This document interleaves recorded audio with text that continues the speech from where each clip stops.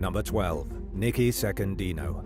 All hell broke loose at an apartment building in Brooklyn's Bensonhurst neighborhood early one morning in 2023. A resident overheard her neighbor, 61-year-old Carlo Secondino, screaming for help. Carlo's daughter, 22-year-old Nikki Secondino, banged on the woman's door and demanded help.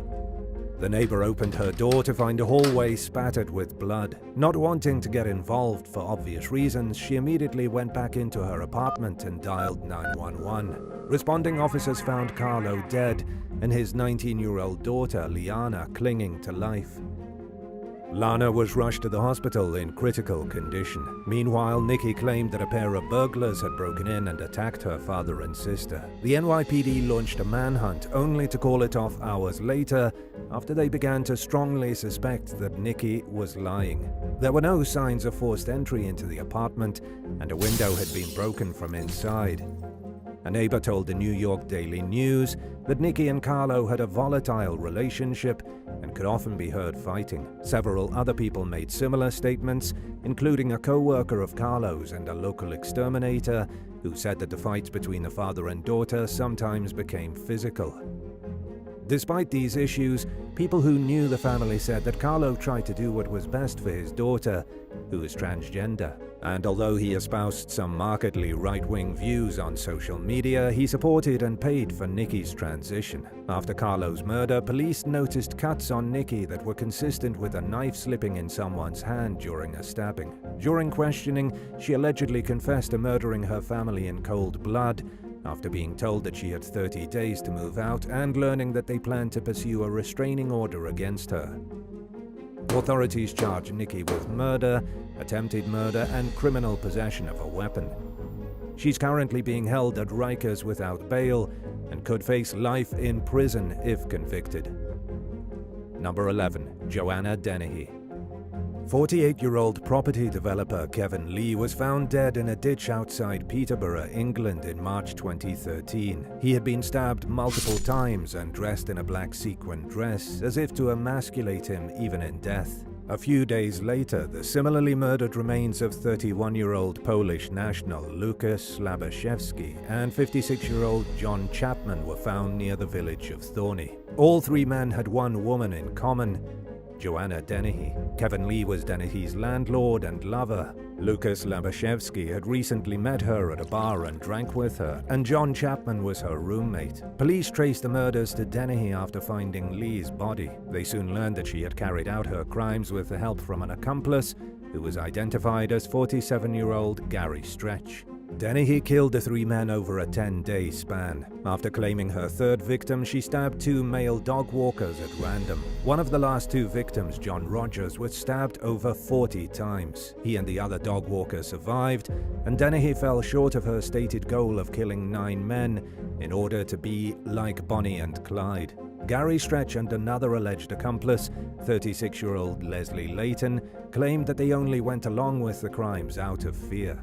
A look into Dennehy's past revealed a troubling pattern of addiction, crime, and profound mental illness. While being booked into custody, she joked around and laughed like it was any other day, and even flirted with a male officer. Dennehy told police that she targeted men specifically and avoided killing women, especially women with kids. She admitted to killing the victims for entertainment and said that the first 3 murders left her with a craving to continue killing. After discovering her plan to escape custody by cutting off a guard's finger and using his fingerprint to get through the security system, jail staff put Dennehy in solitary confinement, where she remained for 2 years leading up to her trial. She ultimately pleaded guilty to all 3 murders and was sentenced to life in prison. In a relatively rare move in Britain's criminal justice system, the judge imposed a whole life order, which means that Dennehy will remain behind bars until her dying day. Number 10. Dustin Lee Honkin and Angela Johnson. In 1992, Dustin Lee Honkin became one of the biggest methamphetamine producers in the United States. He set up shop in Arizona and routinely trafficked the drug to 2 dealers in his hometown of Mason City, Iowa. Within a year of starting the operation, Honan and his best friend, Tim Katkomp, were nabbed on federal drug trafficking charges. Like almost any other major drug case, prosecutors were relying on testimony from one of Honan's dealers, Greg Nicholson, to secure a conviction. Authorities had previously arrested Nicholson after finding a large amount of meth in his house. He agreed to turn into the state's witness and help gather evidence against Honan in exchange for leniency. After finding out that Nicholson had worn a wire during a conversation about a drug deal, Honan was livid. And just like that, Nicholson, his girlfriend, Lori Ann Duncan, and Lori's 2 kids vanished. Without Nicholson's testimony, the government's case against Honan was severely weakened. But the feds weren't going to back down without a fight. They soon began to target Honan's other main dealer, Terry DeGuse, who also conveniently disappeared before he could testify against Honan. Without any more witnesses to help with the case, the government was left with no choice but to drop the charges. Honan and Katkomp went back to manufacturing and selling meth, but were busted again in the fall of 1995. This time, Katkomp cooperated with authorities and gathered evidence of Honan admitting to murdering the 5 missing witnesses. And he was planning to kill several more people in connection with the new drug case. In one chilling recording, Katkomp asked Honan if the fact that he was a killer bothered him. He said no, that he didn't even think about it. Honan pleaded guilty to the drug charges and was sentenced to 27 years in prison. The judge declined to rule on whether he was involved in the witness disappearances. A breakthrough in the case finally came in 2000 after a jailhouse informant convinced Honan to draw maps of where he buried the missing bodies. Around the same time, Christy Gorbatz, a former friend of Honan's girlfriend Angela Johnson, went to the police to share what she knew. She was too scared to speak up before, but her conscience could no longer allow her to remain quiet. Investigators learned that Angela Johnson went to Nicholson's house pretending to be a saleswoman. Honan barged in from behind her, and they forced the first 4 victims into a car at gunpoint. The couple drove the family out to a secluded area and executed them in cold blood. 5 months later, Johnson lured Terry DeGuse to a country club, then drove him to an abandoned house where Honan beat and shot him.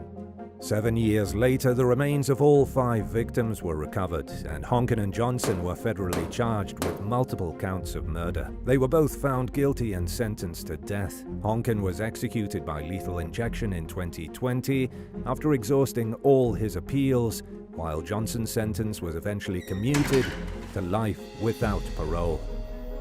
Number 9. Laura Rideout. Devoted father of 7, Craig Rideout would have never abandoned his children. His loved ones immediately suspected foul play when the 50-year-old computer programmer vanished from his home near Rochester, New York in 2016. Craig's sister, Robin Drew, began to fear the worst when she found blood spatter inside Craig's house, and she was also suspicious to find his ex-wife, Laura, at the home cleaning. The family's fears were soon confirmed, with the discovery of Craig's badly disfigured body in a wooded area about 50 miles, 80.5 kilometers away. He was wrapped in a tarp, and his face and hands had been burned with acid. An autopsy would later rule that Craig was strangled to death. In the 2 years leading up to his murder, Craig had gone through a bitter custody battle with Laura, who had an affair and moved in with his best friend, Paul Tucci. The former couple's older children were allowed to choose which parent they wanted to live with, while Craig won custody of the 2 youngest. This became a problem for Laura when she and Tucci made plans to move to North Carolina and failed to get Craig's or the court's permission to take the 2 youngest kids with them. So it's no surprise that both police and Craig's family immediately suspected Laura and Paul of being involved.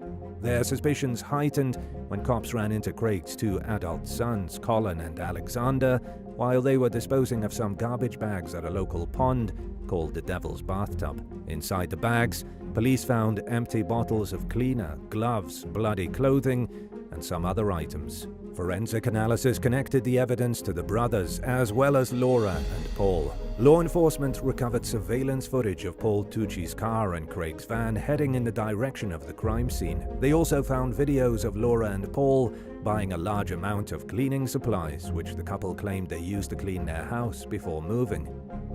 Authorities charged Paul, Laura, Colin, and Alexander with murder and various other charges surrounding Craig's death.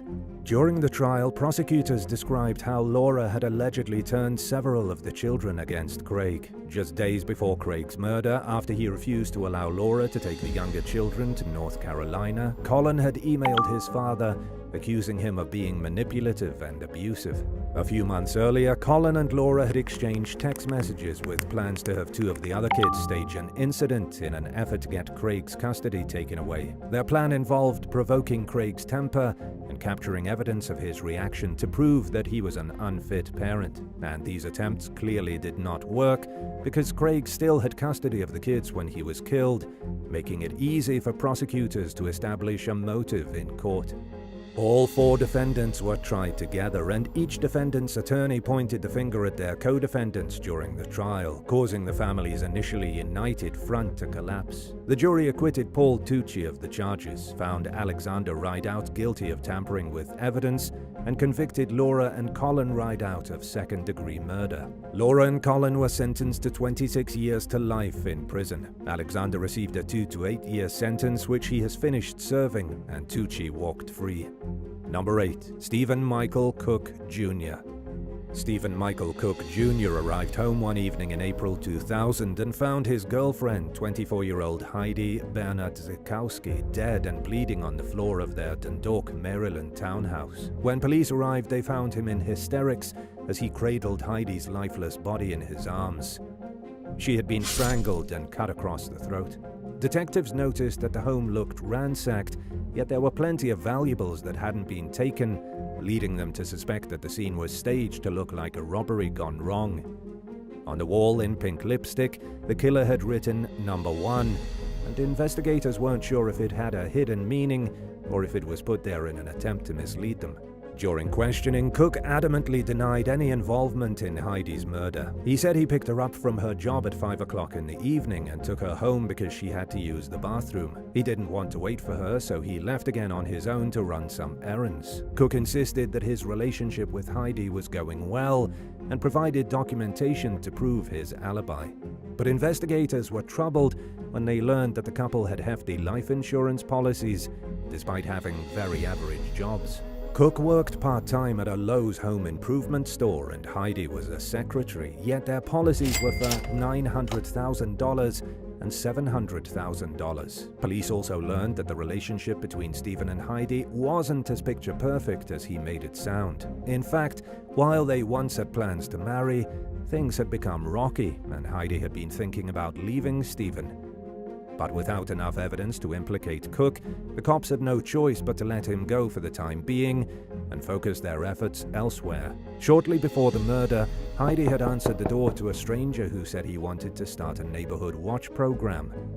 She didn't recognize him, and she got bad vibes, so she ended the conversation quickly. After going back inside, she made a drawing of a distinctive tattoo she had noticed on the man's forearm, just in case, God forbid, the need to identify him ever arose. All leads ran dry, and the case went cold. 11 years later, DNA technology had come a long way, and detectives decided to run the crime scene evidence to see if they could get a hit. To their complete shock, they obtained a profile that matched to a man in Colorado named Alexander Bennett, who also had a tattoo matching the drawing Heidi had made years earlier of the creepy neighborhood watch guy. Police flew to Colorado and interviewed Bennett, who said he ended up living on the streets in Maryland after his friends abandoned him on their way to a concert. When confronted with the DNA evidence, which came from beneath Heidi's fingernails, Bennett claimed he was attacked by a crazy woman at a bus stop. But one of his friends told investigators that Lewis had admitted to stabbing someone,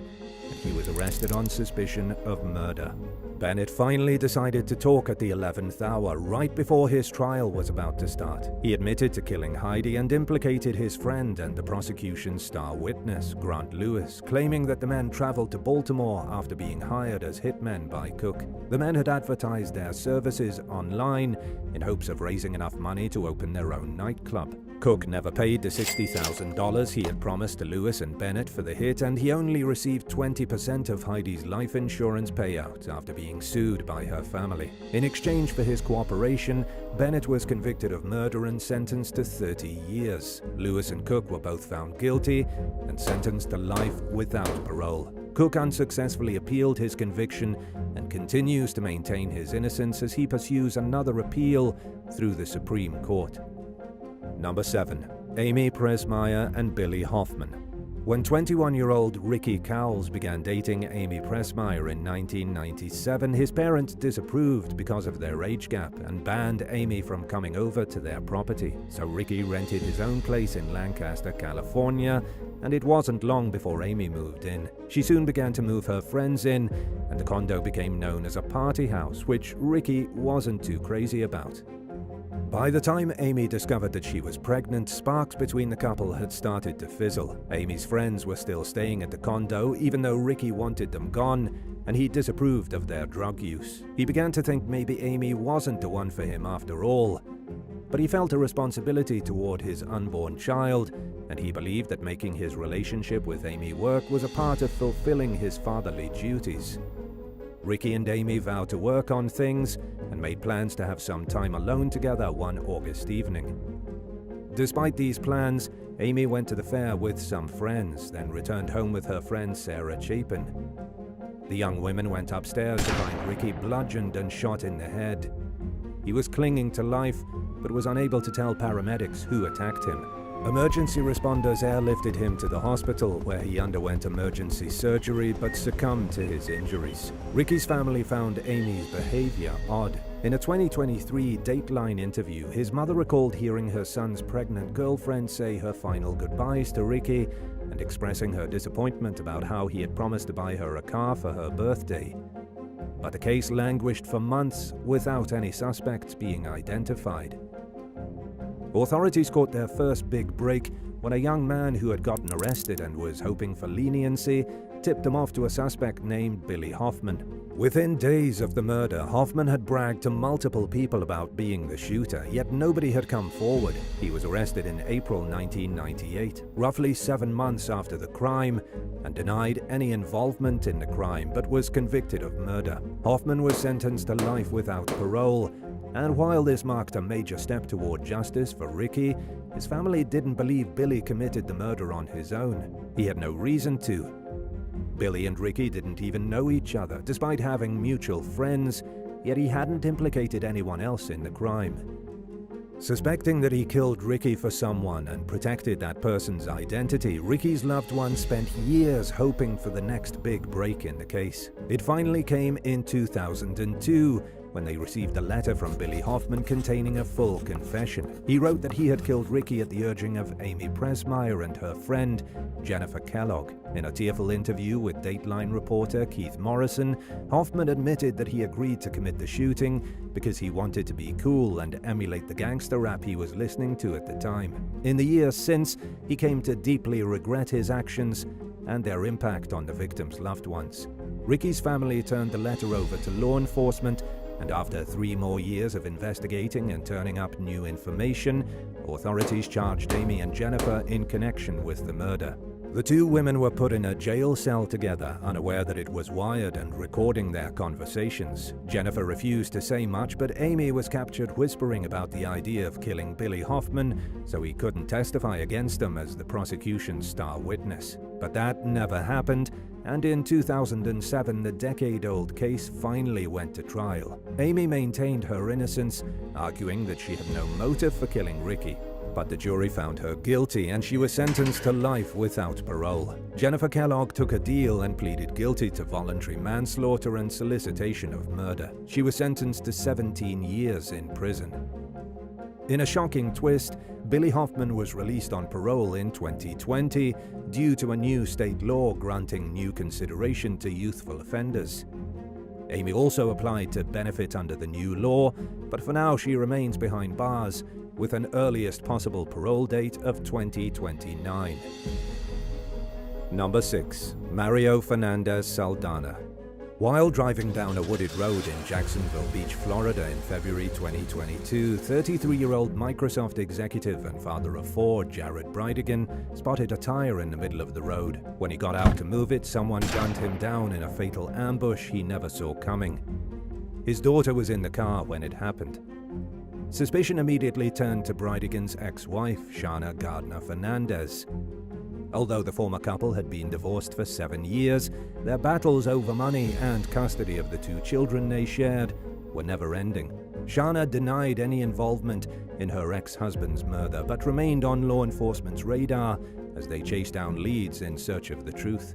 In January 2023, authorities announced the arrest of 61-year-old Henry Tenen, who was a tenant of Shana's current husband, 34-year-old Mario Fernandez Saldana. According to prosecutors, Tenen pulled the trigger in the shooting. He took a deal and pleaded guilty to second-degree murder in exchange for his cooperation against his co-conspirators. He faces 15 years to life in prison. 2 months later, in March 2023, Mario was charged with first-degree murder with a weapon, conspiracy to commit first-degree murder, solicitation to commit a capital felony, and child abuse. He's accused of hiring Tenen to shoot Bridegan. According to court documents, the suspects planned the killing more than a month in advance. Bank and phone records reportedly revealed that Fernandez Saldana wrote several checks to Tenen and that the two exchanged dozens of phone calls in the weeks leading up to the murder. Prosecutors have made it clear that they intend to seek the death penalty against Fernandez Saldana, an announcement that came on the heels of a new state law that only requires 8 out of 12 jurors to vote in favor of death in order to impose the sentence. For many, questions linger about Shana Gardner Fernandez's possible involvement in the crime. Her attorney declined to comment, and the investigation is ongoing. In the meantime, sources told News4Jax that she has moved to Washington State to be near her family. Number 5. Colin Dudley. Colin Dudley had a live-in girlfriend and didn't want children, but he reconnected with his ex-girlfriend Cassandra Cantrell. Things happened between them, and 33-year-old Cassandra became pregnant in 2020. She was excited to be a mom, and she was under the impression that Colin planned to take responsibility for his role as the father. In reality, he was desperately looking to escape it in any way possible. Cassandra had a best friend and was close with her mother, yet neither of them had any idea where she was when she disappeared the day before her first ultrasound. She was last seen driving away from her mother's house near Tacoma, Washington. Her social media activity also stopped that day, which was highly out of character. Authorities found her car abandoned with the keys inside near downtown Tacoma, but there was no sign of Cassandra herself. Law enforcement worked around the clock in an effort to find the mother-to-be, and the FBI joined the search within days of Cassandra's disappearance. They quickly narrowed their sights on Colin Dudley, who denied any knowledge of his ex-girlfriend's whereabouts or involvement in the case. In fact, Colin claimed he hadn't spoken to Cassandra in years, but investigators knew that was a lie. Phone records proved that Cassandra was at Colin's home on the morning of her disappearance. From there, it was traced to Puget Sound before becoming untraceable. By some miracle, or perhaps some really good detective work, they managed to retrieve the phone from the water. About a month after Cassandra vanished, GPS data from Colin's truck led police to a nearby town, where they found the missing woman's body wrapped in garbage bags in a ravine. She had been bludgeoned and stabbed to death. Surveillance footage from the day of the murder showed Colin buying garbage bags at a Costco store, and they also uncovered video of him walking through a light rail station very close to where Cassandra's car was found. He was wearing a fedora and blue latex gloves in the video. Investigators traced his movements to a nearby parking garage, where he was seen getting into his truck and driving away. Unswayed by Dudley's claims of innocence and his girlfriend's backing, authorities charged him with first-degree murder. He took a deal and pleaded guilty in exchange for a 26-year prison sentence. Number 4. Sheila Keen Warren. In a disturbing case that haunted detectives for nearly 30 years, Marlena Warren answered the front door of her Wellington, Florida home one morning in 1990 to find a clown standing there with carnations and balloons. The clown handed the items to Warren, who responded, "Oh, how nice," as the clown pulled a gun and shot her in the face, killing her right in front of her son and his friends. Investigators were baffled by the bizarre case, which left the historically safe community shaken and looking over their shoulder. At the time, Marlena's husband, Michael, was having an affair with a woman named Sheila Keen Warren, who he eventually married. The couple were questioned, and detectives learned that Sheila had recently worn a clown costume for a promotional gig at an auto parts store. But there wasn't enough evidence to charge her, and the case went cold. The sheriff's cold case squad finally reopened it in 2014. Between fresh detective work and advances in DNA technology, they finally came up with enough evidence to charge Sheila with Marlena's murder. Among the new discoveries was a piece of Sheila's hair that was found in the getaway car. She was arrested in 2017 in North Carolina, where she and Michael Warren had been living since tying the knot in 2002. Sheila initially faced a first-degree murder charge, which carries a punishment of either life in prison or death in the state of Florida. She insisted she was innocent, but pleaded guilty to second-degree murder in 2023 as part of a generous plea offer that may see her released from prison in as little as 16 months. The deal comes with a sentence of 12 years, with credit for the 5.5 years Sheila spent in county jail while the case was pending. Because the murder happened over 30 years ago, her sentence will be subject to the laws that were in place at the time, which had generous gain time incentives. Sentencing laws are stricter today, but they do not apply to Sheila's case. Number 3. Richie Wilder Jr. and Cynthia Wilder. 30-year-old mother of 3, Angela Wilder, had a promising future to look forward to after divorcing the father of her first 2 children. She was pursuing her nursing degree at Minot University in North Dakota, was in a happy relationship with her fiancé, Chris Jackson, and had recently learned that she was expecting her 4th child. But Angela's life plans were interrupted in 2015 when someone entered her house and stabbed her 40 times while Chris was at work.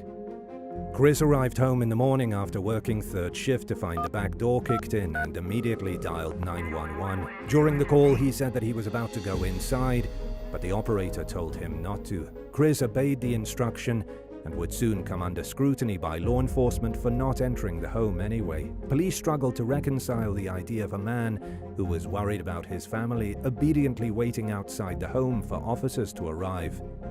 It made them wonder if Chris was somehow involved in his fiancée's murder.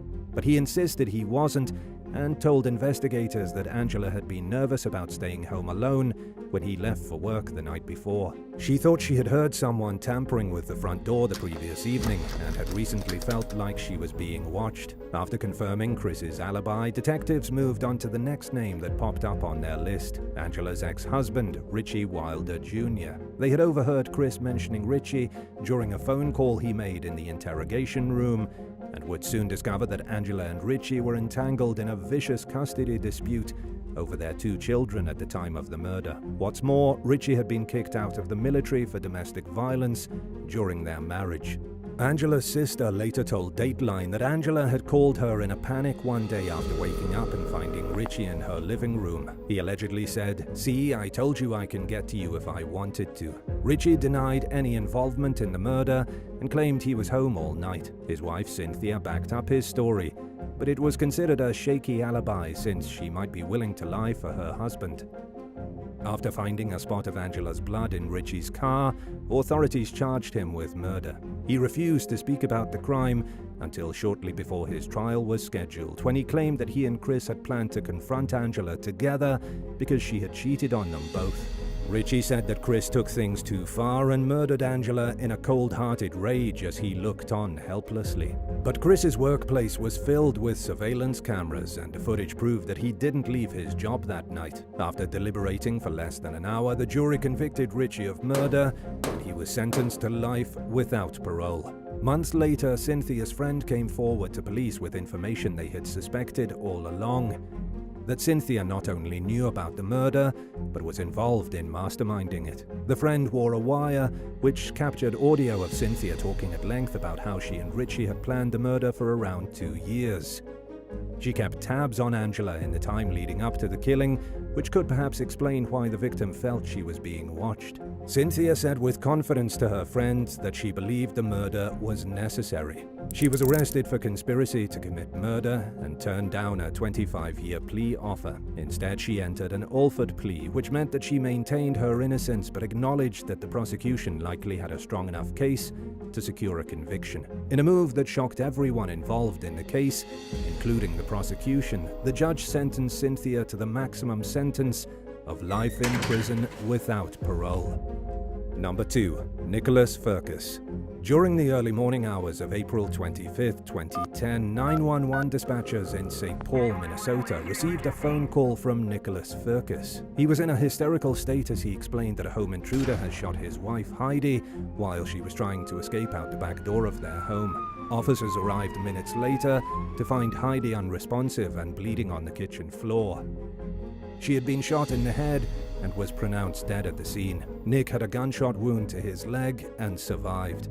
During questioning, Nick Fergus claimed that 1 or 2 intruders broke into the house. At the time, he wasn't sure what they looked like, but he would later describe one of them as a tall black man. Nick said he grabbed his gun and he and Heidi made a run for it, but the burglar managed to wrestle the gun away from him and shot Heidi. Investigators' ears perked up when they learned that the couple was about to lose their home to foreclosure. In fact, they were supposed to move out the very next day. It would later be revealed that Heidi had no idea they were in financial trouble. Nick handled all the bills and had kept the foreclosure a secret from his wife. The case went unsolved for several years. In 2012, Nick remarried. His new wife, Rachel Fergus, later told 2020 that she initially felt bad for her husband over the trauma of losing Heidi, but she discovered and noticed that they were late on their property taxes and were facing foreclosure, something Nick had not told her about, and began to see a pattern of behavior that made her suspect that her husband may have been involved in Heidi's murder. In addition to being reckless with money, Nick was a habitual liar to the point where he lied about things that it made no sense to lie about.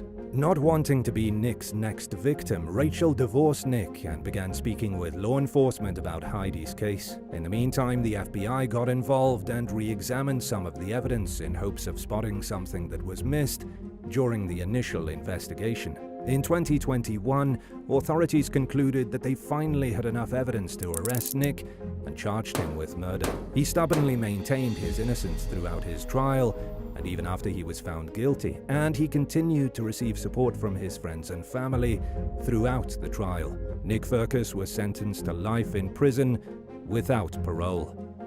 Number 1. Brandon Theesfeld. During the summer of 2019, 21-year-old University of Mississippi student Ali Costiel was mercilessly gunned down from behind at an abandoned fishing camp called Sardis Lake. Lafayette County investigator Jarrett Bunner later told 48 Hours that he had never seen a victim with so many gunshot wounds in his career. She was struck 9 times.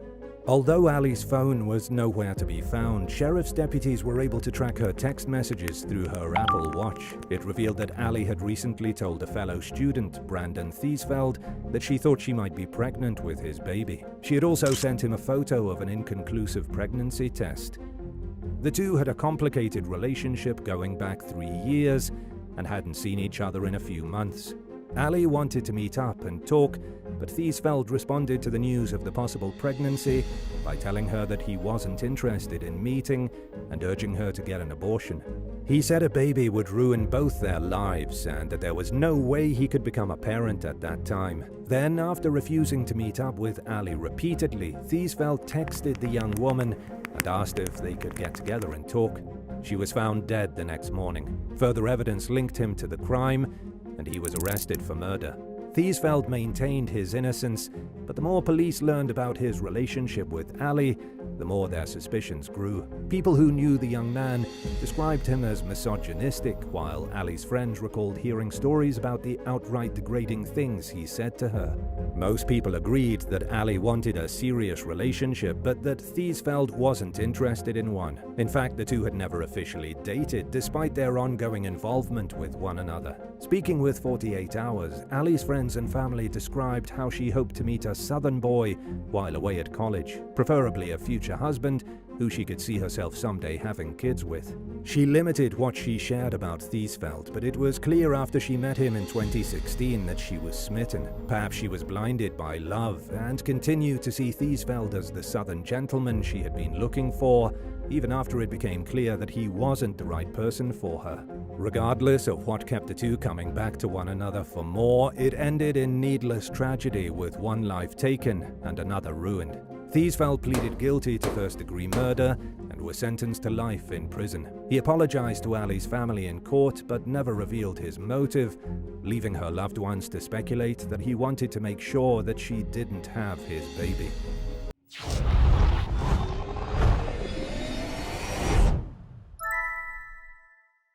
Number 10. James Rail.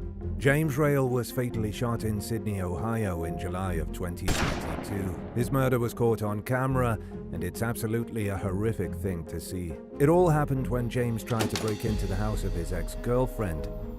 The Ring camera footage shows James banging on the door, getting angrier as the family tells him to go away, and then resorting to force. James put his back into it and tried to break down the front door with his shoulder. All the while, his ex-girlfriend's father was behind the door with a loaded gun. They yelled at James, told him to stop, but James refused to give up until he could see his ex. And just when a door was forced open, Mitch Duckrow opened fire. James had managed to use his body like a battering ram.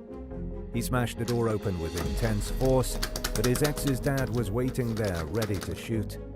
As soon as the door gave way, Mitch shot the 22-year-old man. James reeled, tried to run, fumbled down the porch steps, then collapsed in the middle of the pathway up to the house. By the time first responders arrived, James was dead. The autopsy would reveal that James suffered from 2 gunshot wounds to his shoulder, but it was the 3rd shot that he took to the back that killed him. The whole thing was caught on doorbell cam, but the 911 audio was also released to the public. In the 911 audio, you can hear a woman saying that her ex-boyfriend is trying to break the door down. She also at one point says, "Dad, is he trying to kill me?" Shortly after the death of James Rail, Mitch Duckrow was completely freed of any wrongdoing. The Shelby County grand jury voted 8-1 against an indictment. He got off on the Stand Your Ground law, which entitles every homeowner the legal right to defend themselves with whatever force necessary. And while this was good news for the Duckrow family, James's family was not impressed. James's sister wrote on social media, "I hope your days are more miserable than they've ever been." This is directed at Mitch. You're a disgusting excuse of a human being, along with your daughter. Number 9. Austin Hayes. Man Austin Hayes is the crazy ex-boyfriend who fired a shot through the back window of a vehicle, hitting his ex-girlfriend in the head and killing her. Authorities in Texas say man shot at the vehicle as it drove by with his ex's new boyfriend behind the wheel. This went down at around 2 p.m. on a Sunday in October of 2020. At first, police thought the tragic death of 20-year-old Julie De La Garza was a road rage incident gone wrong. They thought someone flew into a rage and fired off shots at the vehicle, not even knowing who was in it. But as it turned out, Man Hayes was following his ex and her new boyfriend for an undetermined amount of time. He followed them through the streets, kept getting angrier and angrier, and eventually opened fire through his vehicle. The bullet burst through the back window, pierced the headrest of Julie's chair, and struck her in the face. Although she was flown to hospital immediately, she did sadly succumb to her injuries. Man fled the scene and was missing briefly before he turned himself in at his attorney's office. The accused killer was just 19 years old when he pulled the trigger. He was initially charged with aggravated assault on a family member, but had the charge bumped up to murder. Last we heard, the judge set his bail to $250,000, but it's unclear if he was ever able to pay it. The alleged murderer has not been in the news since and is likely still waiting for his trial. If the charges go through, chances are man Austin Hayes will be spending the rest of his foreseeable future in jail. Whether or not he meant for that bullet to hit his girlfriend in the face, that's where it went, and now he has to pay the price. Number 8. Zachariah Anderson. In March of 2023, Wisconsin man Zachariah Anderson was back in the courtroom. He was on trial for the killing of Rosalio Gutierrez Jr. in May 2020. He was charged with beating the 40-year-old man to death at his apartment in Wood Creek after a relentless campaign of stalking. Then, after the murder, Zachariah disposed of Rosalio's corpse. a corpse that has still yet to be found. The problem between Zachariah and Rosalio was that the latter was dating Sadie Beecham, the mother of Zachariah's 3 children. According to prosecutors, Zachariah was motivated to commit murder entirely by jealousy. He hated that his ex had moved on and was dating a new man, and even employed his 15-year-old daughter to help him stalk the new couple. On the night of April 24, 2020, Zachariah's daughter testified that her father took them both to the home of her mother, then sat and watched Rosalio and Sadie through the windows. While she was saying this in the courtroom, Zachariah was caught motioning for his daughter to shut up. On the night they spied through the window, Zachariah rummaged through Rosalio's truck, took photos of his stuff, and then rang the doorbell and ran away. It was extremely obvious that Zachariah had intentions to do harm, and finally on May 17, 2020, the plan came to fruition. That was the day Rosalio vanished and was never seen again. 2 days after he disappeared, Sadie began to panic. She went to his apartment fearing the worst and discovered his patio door open and blood all over the floor. She also noted an area rug was missing, most likely used to conceal and remove the body. Even though the victim's body has never been found, police say Rosalio is most likely dead based on the sheer amount of blood found in his apartment. Prosecutors say Zachariah went to his apartment, killed him with blunt force, then disposed of the body. The jury agreed, finding Zachariah guilty of first-degree murder, hiding a corpse, and 2 counts of stalking. Number 7. Aaron Condor. Sarah Wetham miraculously survived a machete attack from her crazy ex-boyfriend. It happened on a cold night in February 2018. As Sarah slept soundly in her Manchester home in the UK, Aaron Condor tried to chop her into pieces with a machete. The 40-year-old man attacked Sarah, 31 at the time, with such insane fervor that the handle broke off the weapon. She managed to escape with her life only because Aaron briefly snapped out of his blood rage and took a second to breathe, then turned the machete on himself. Sarah got out of the apartment, but she was bleeding a lot. Sarah had critical injuries all over her body, and her skull was fractured. She had been brutally beaten, and all by the man she thought was going to be a knight in shining armor. Sarah told local news outlets that when she first met Aaron, he seemed like the man of her dreams. He played the role of gentleman with ease and really felt like a good catch. But then things started to go sour. Sarah found her boyfriend acting jealous, even getting mad at her for spending time with her father. And by the way, her father was dying, and still Aaron hated that she spent time with him. As if this story couldn't get any more tragic, Sarah's father died 9 days after the attack. Sarah believes it was because the shock of knowing his daughter was nearly killed by a maniac was too much for him to bear. In the aftermath of the near-fatal attack, both Sarah and Aaron were rushed to the hospital, but the hospital put Aaron just 2 beds away from Sarah under police guard. She had to keep very still and quiet, even though she was in agony, all because Aaron was practically beside her. There really is no silver lining in this case. It's all bad. Aaron did plead guilty to wounding with intent and was given 12 years in prison. But nothing can erase the trauma Sarah now has to live with for the rest of her life. Number 6. John Christopher Clark. In 2018, 19-year-old Kira Bergman went missing. A month later, her body was found in the desert. The first and only real suspect was her ex-boyfriend, John Christopher Clark. John was 23 when Kira went missing. The police went to talk to him, and he claimed he hadn't seen her. He said they got into a fight on August 4th, 2018, and then she left and that was it. He never saw her again.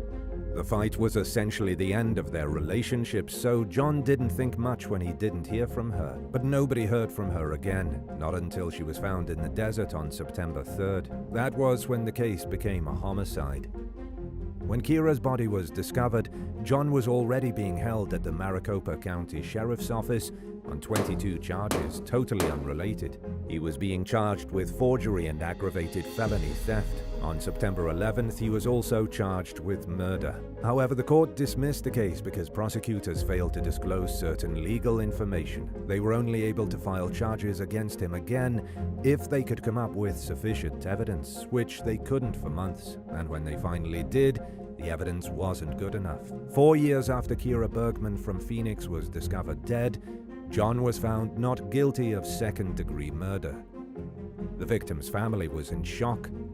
Prosecutors were arguing that John killed Kira, then sent text messages from her phone, pretending to be her to cover his tracks. But the defense argued lack of physical evidence. It didn't help that there was never an official cause of death to try and pin on John. Kira didn't kidnap herself and then dump her own body in the desert. Somebody had a hand in her demise. The only man with a motive has been judged not guilty. It's been a year since that verdict, and the police have yet to bring anyone to justice. Number 5. Alexis Gabe. On November 4, 2022, authorities in California confirmed the discovery of Alexis Gabe's body. Her remains were found in an isolated area of Plymouth, about 40 miles, 64 kilometers from Sacramento. The place where her remains were discovered happened to be the same place where her ex-boyfriend, Marshall Curtis Jones, visited in the days after she was reported missing.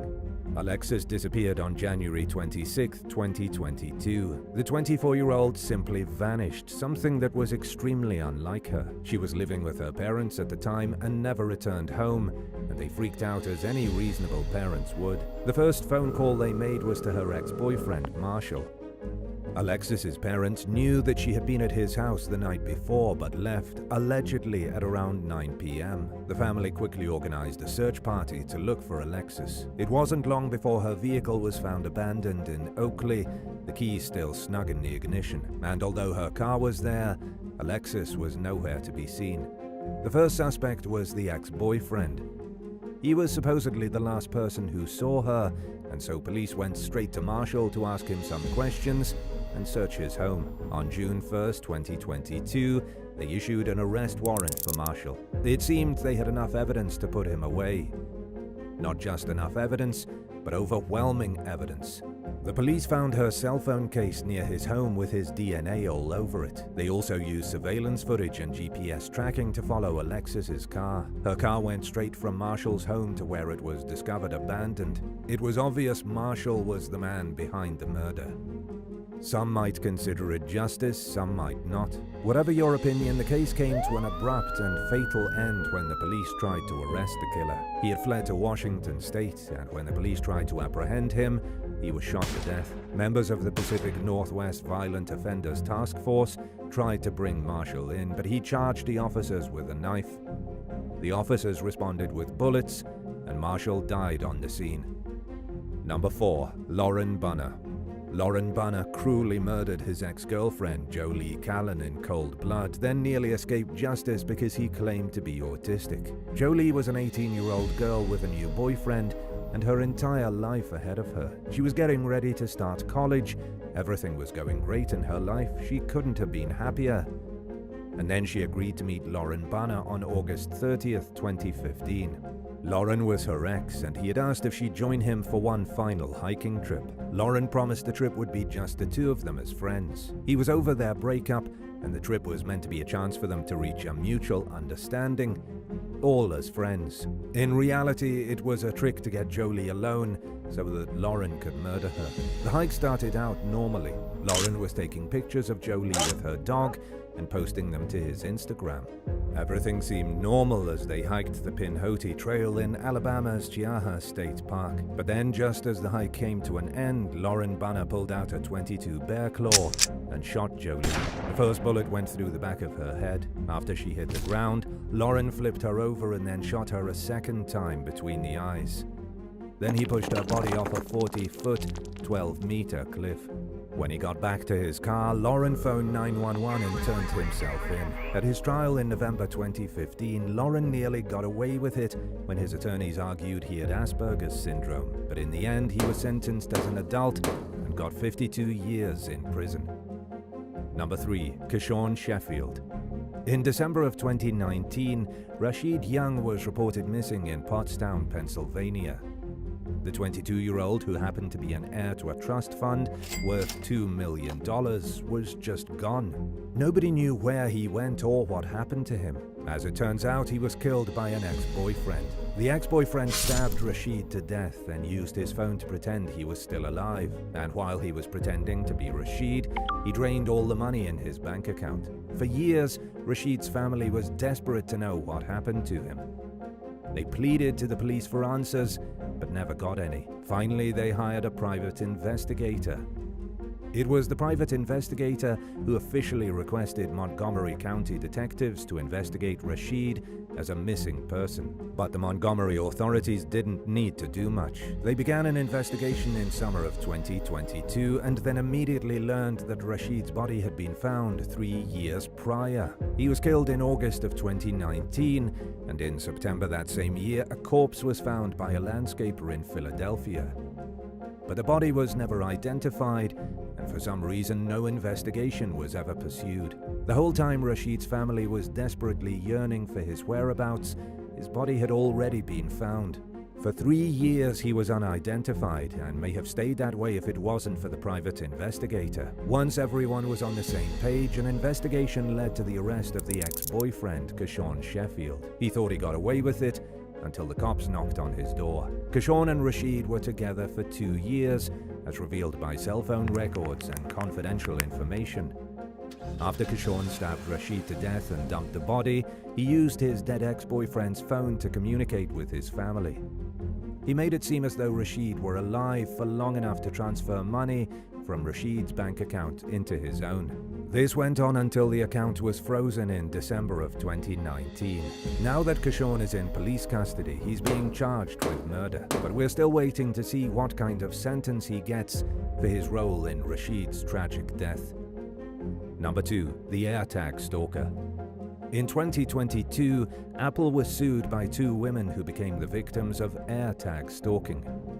One of the women's ex-boyfriends hid the Apple device in the wheel of her vehicle so that he could follow her around.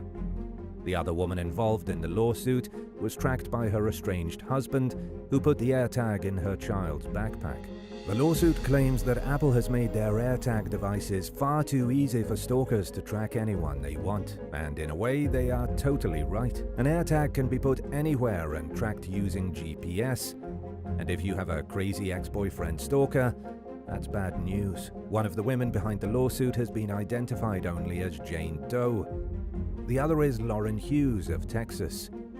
Both were alleging in December 2022 that it was negligent to create such a device and then market it as an inexpensive tracker. This is a real case that was filed in the United States District Court of the Northern District of California. Lauren claims her ex attached the device inside the wheel well of her vehicle. Why? It's because her ex wanted to know where she moved so he could harass her. Lauren tried to escape her crazy ex, but Apple's AirTag allowed him to follow her straight to her new house. These 2 aren't the only victims of Apple AirTags. Even swimsuit model Brooks Nader admitted she found one of the devices in her coat pocket. Someone had slipped it in there so that they could presumably follow her. It's kind of ironic because if you remember when Apple first introduced AirTags in April of 2021, they advertised them as stalker-proof, but that clearly isn't the case, as Vice recently revealed over 150 police reports from dozens of incidents involving AirTags, all of them within an 8-month period. As of right now, there has been no publicly announced resolution of the lawsuit. It's unclear what exactly is happening with the case. Number 1. The Spreadsheet Boyfriend. A 26-year-old woman from Toronto who goes by the name Maddie recently revealed just how crazy her ex-boyfriend is. He didn't try to chop her up with a hatchet or bury her in a cellar, but he did make spreadsheets documenting all their expenses while they were a couple. Maddie's ex-boyfriend documented everything from the purchase of a banana to a single slice of toast. Maddie explained that she had been with her boyfriend for 3 years. During that time, he compiled lists and spreadsheets of all the things he paid for out of his own pocket. Then, at the end of each month, he would present Maddie with a meticulously detailed bill of the money she owed him. These weren't just boring spreadsheets on a notepad. They were color-coded and everything, like he was giving a presentation at a business meeting.